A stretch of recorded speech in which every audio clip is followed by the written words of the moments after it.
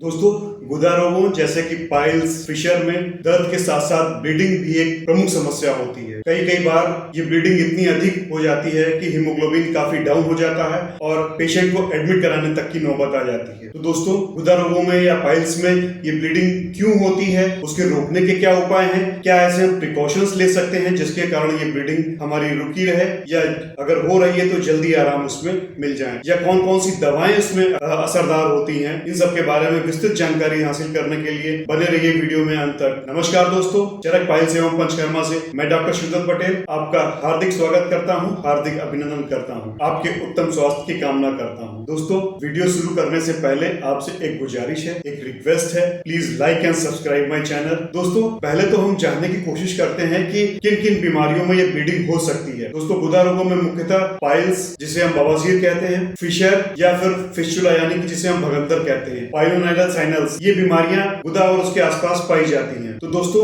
ऐसे में सभी में ब्लीडिंग नहीं होती है। ब्लीडिंग जो होती है मेनली पाइल्स यानी कि बवासीर और फिशर में होती है। फिस्टुला और पाइलोनाइडल साइनस में ब्लीडिंग होने की संभावनाएं बहुत कम होती हैं या बिल्कुल ना के बराबर होती हैं। अब आइए जानने की कोशिश करते हैं कि आखिर ये पाइल्स में या फिशर में ऐसा क्या होता है जिसकी वजह से ब्लीडिंग होती है। दोस्तों, पाइल्स में क्या होता है कि मस्से किसी भी कारण से, चाहे वो जो ब्लड वेसल्स होती हैं उन पे दबाव पड़ता है अत्यधिक ब्लड प्रेशर के कारण, या अत्यधिक जोर लगाने के कारण, या ज्यादा बैठे रहने के कारण, जो वहां की ब्लड वेसल्स होती हैं वो फूल जाती हैं और उनमें जब दबाव पड़ता है तो वो ब्लड वेसल्स फट जाती हैं, जिसकी वजह से वहां पर ब्लीडिंग होने लगती है। अगर हम फिशर की अगर हम बात करें तो फिशर में क्या होता है कि म्यूकोजल टेयर होती है, यानी कि जो म्यूकोसा होती है या जो अंदर की स्किन होती है वहां पर कट लग जाता है, जिसकी वजह से ब्लीडिंग होती है। दोस्तों, आमतौर पर पेशेंट्स को पता नहीं होता है कि उसे पाइल्स की समस्या है या फिशर की समस्या है, मतलब कि वो ब्लड जो आ रहा है वो पाइल्स के कारण आ रहा है या फिशर के कारण आ रहा है। ऐसे में सबसे पहले जानना ये जरूरी होता है कि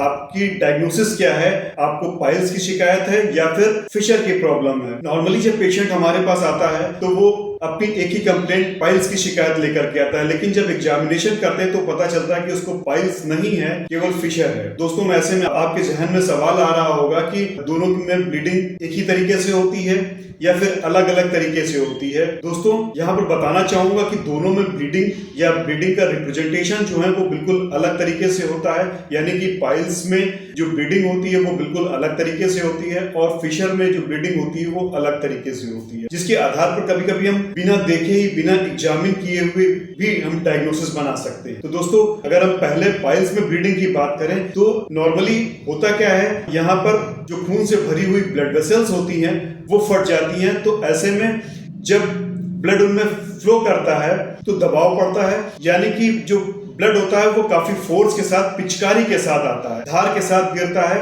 ऐसे में बहुत ज्यादा ब्लीडिंग होने की संभावना होती है और अगर ये रोका न गया तो रोगी को एनीमिया की शिकायत भी हो सकती है। लेकिन अगर हम फिशर की ब्लीडिंग की बात करें तो फिशर में ब्लीडिंग का रिप्रेजेंटेशन कुछ इस तरीके से होता है कि या तो मल के साथ चिपका हुआ ब्लड की एक धारी टाइप में आती है या फिर बूंद बूंद करके टपकती है। लैट्रिन के साथ या लैट्रिन के बाद एक दो बूंद टपक सकती है। तो दोस्तों, ये दोनों में अंतर हो गया कि दोनों की ब्लीडिंग में क्या अंतर होता है। दोस्तों, इसके रोकने का भी उपाय या बचाव वही है जो सारे के सारे पाइल्स में या गुदा रोगों में फॉलो किए जाते हैं। मतलब ये कि कॉन्स्टिपेशन ना होने दें, फाइबर युक्त खाना खाएं, पानी अधिक पिएं, ज्यादा ऑयली या मिर्च मसाले वाली चीजें ना खाएं, टॉयलेट में ज्यादा जोर ना लगाएं और ज्यादा समय तक टॉयलेट में बैठे नहीं। दोस्तों, अगर हम फिशर की बात करें तो फिशर में हम जाने के पहले जात्याली तेल का ऑयलेशन कर सकते हैं, 2 से 3 ml तक ले करके उसमें ऑयल लगा सकते हैं। दोस्तों, कभी कभी ये ब्लीडिंग इतनी ज्यादा होती है कि ये खान पान करने के बावजूद भी आराम नहीं मिलता है, तो ऐसे में हमें दवाओं की जरूरत पड़ती है या बिना दवाओं के